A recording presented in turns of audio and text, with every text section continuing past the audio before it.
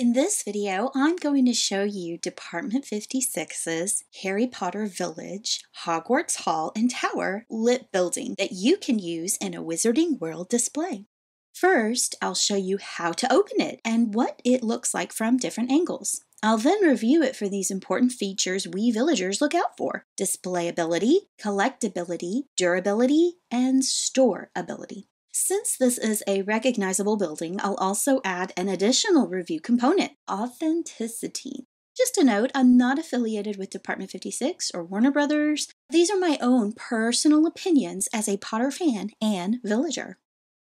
We'll start by opening up the piece. First, we'll remove this plastic wrapper. Set the box straight up and you'll see the plastic folded at the top. Find the middle of this piece of tape connecting the fold. If you pull it up and over from the middle, it'll release. Trash this tape. I'll push the plastic cover down as far as it'll go. Gently turn the box on its side, any side, and then I'll pull away the plastic from the bottom end. Since this box is pretty big, heavy, bulky, I'll lift the bottom to help slip it off. The purpose of this plastic wrap is to protect the paper sleeve from dust and scratches during shipping and storage. I typically toss this into the trash, but you can totally keep using it if you want. Once that plastic cover is off, you'll then remove the sleeve. Turn the piece back up and pull the sleeve straight up from the corners. You'll notice some markings on the styrofoam box. Honestly, these have never meant much to me, so I tend to ignore them. What I do instead is figure out which end is the bottom. It's the heavier end. I always let the weight, rather than the styrofoam markings or sleeve, guide me. To open the styrofoam box, it's best to leave this tape stuck to the styrofoam and cut the tape in the indentation between the two lids. So for this, I'm going to use a ceramic single-bladed box cutter. Cut the top first, and then I'm going to rotate the box as I cut each side. I'm going to turn the box on its heaviest side after the last cut and lift up the top lid. First things first, I'm going to check and see if there are any special instructions in this paperwork. Usually it's the standard stuff like product registration, thank you, and yep, standard stuff here. You can keep this or not. I typically do not. It never folds or fits properly, and it also gets in the way when I try to close the box. Now, I'll continue on to remove the building. First, I'll fold this paper wrapper out of the way so that I can see the figure and try to figure out where to grab the piece as safely as possible. Look out for this electrical cord that is permanently attached to this specific piece. What you'll want to do is wrap this cord around one of your fingers or in between two fingers to keep it from getting in the way. These cords always get in the way when handling. Best place to grab this particular piece would be from the bottom and the side next to the tower. So I'm going to pull up with one hand while placing slight pressure on the edge of the box with my other hand.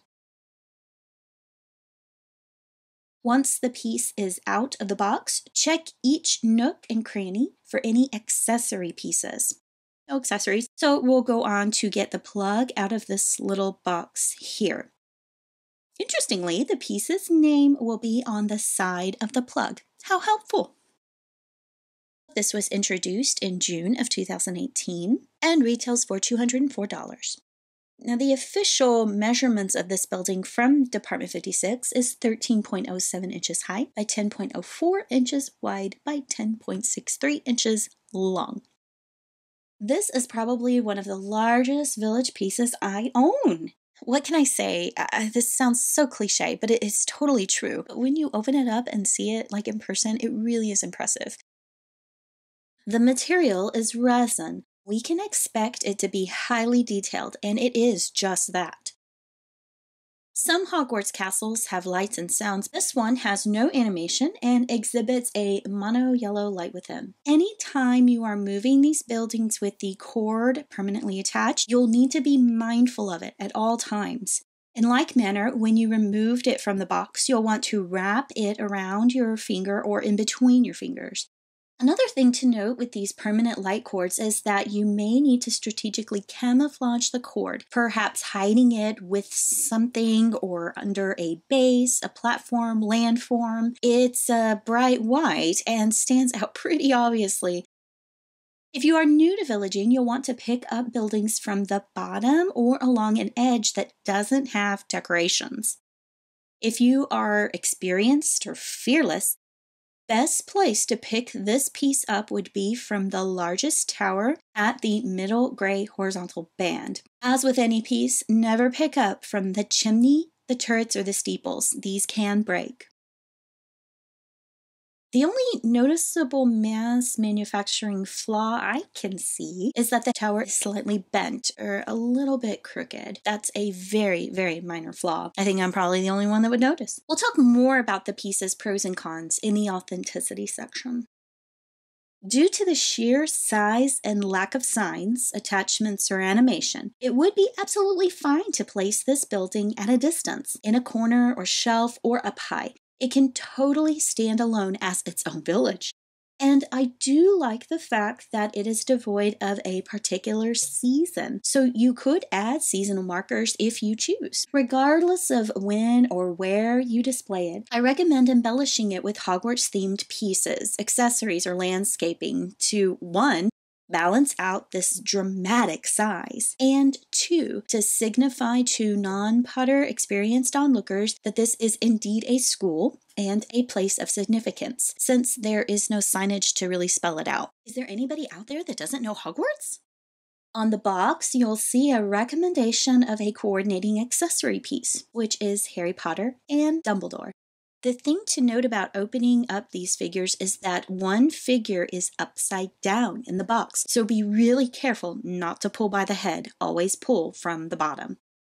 You'll notice that when these pieces are placed directly next to the castle, they really do appear out of scale. Honestly, as most village accessories are. If this bothers you, I've got a separate video for Potter accessories.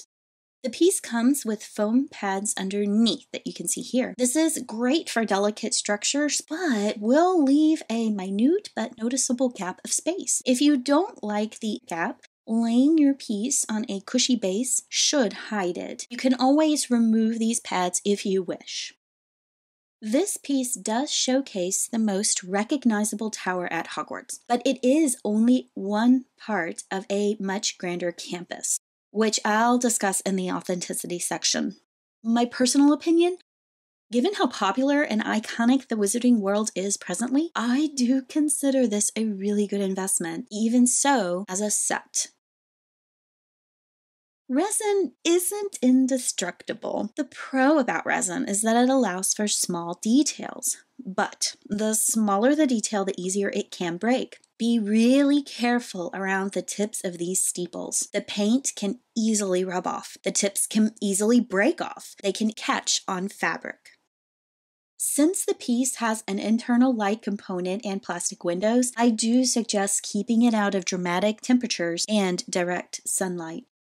These internal light fixtures are pretty new, so it's really hard to say how long they truly will last. And how do you go about replacing it? I'll probably be in the same predicament as you when the time comes to replace these lights, and as always, I'm determined to find a solution. The official D56 measurements, that's all good and fine, but you need to realize also that the box is 13 by 12.5 by 16. That's huge! And it's not light. Typically, we villagers store boxes into boxes. It'll be hard to find a normal, easily manageable storage box to adequately fit this box, along with any other Hogwarts buildings or Harry Potter accessories. Due to the weight and size, it'll likely off-center any box it fits in. Each Harry Potter movie has a slightly different Hogwarts, with each director moving, adding, deleting. It is hard to tell which Hogwarts this particular building is from. Honestly though, the fact is that if you are looking for a 100% stone-to-stone model of Hogwarts, you're not going to find it. That's in London. For many reasons, village-specific buildings, such as this, cannot be 100% accurate. I personally think the D56 team did an excellent job of recreating Hogwarts. Sure, there are some issues, but I do think it's one of the best miniatures out there at this time. Now, as stated, this piece is only one section of Hogwarts School of Witchcraft and Wizardry. What this means is that if you are going for accuracy, you'll need to acquire additional pieces of the castle. Department 56 at this time has made the Astronomy Tower, the Owlery, and the Boathouse, and is still making the series, but we don't know which pieces they will make and when. And if, and how much each additional building will cost, and how large the school will end up being if they do complete the entire school. Another thing you might notice is how clean and crisp Hogwarts appears. The worn, weathered, 1,000-year-old facade from the movies was completely replaced with perfectly straight bricks, perfectly shaped roof tiles, and perfectly pointed corners. At first, I missed the antiquated feel from the movies, but honestly, it really did grow on me, and the level of detail that Department 56 is known for. These details are visible from a good distance, even when it's lit. And the lack of clearly defined season, like no snow, no fall leaves, allows this series to meld wonderfully with alternatively themed village sets. I can modify the seasons if I want. You'll notice that there is no Scottish Highland feel with this building. The castle sits flat upon this platform of green, gray, can't tell if it's grass, moss, or rock. If you want your Hogwarts to be authentic, it should sit on a tall, rocky landform, right? I'm hoping that D56 will make such a landform, but if they don't, you might consider making one yourself. I totally am doing this for my display. If you are interested in making your own, I'll show you how. And speaking of DIY, the last thing I'll mention here is that there are other components of Hogwarts that aren't yet available from the set, like bridges, gates, walls, stairs, greenhouses, and other features of the castle specifically mentioned in the books and seen in the movies. The company is currently producing the set, and I am really hoping it's just a matter of time before they come out with all of these additions, because they all play a part in the story of Hogwarts. But again, seriously, until they do come out, if they do, I suggest you do it yourself to get that true Hogwarts accuracy. So in sum, based on my review components and particular attention to authenticity, I do believe that the D56 team did Hogwarts justice. I give it 4.5 out of 5 owls. I am in this set for the long haul and will do my best to keep you informed on Potter Village products. If you're interested in collecting this set and starting with this piece, as I did, I suggest flexibility. Since we don't know what to expect year to year, when you build out your display, base it on what you have now, but be willing to modify as products are released or craft projects spark your interest. Next up is the second Hogwarts building, the Astronomy Tower. We'll take a look at it solo and see how it compares to this piece.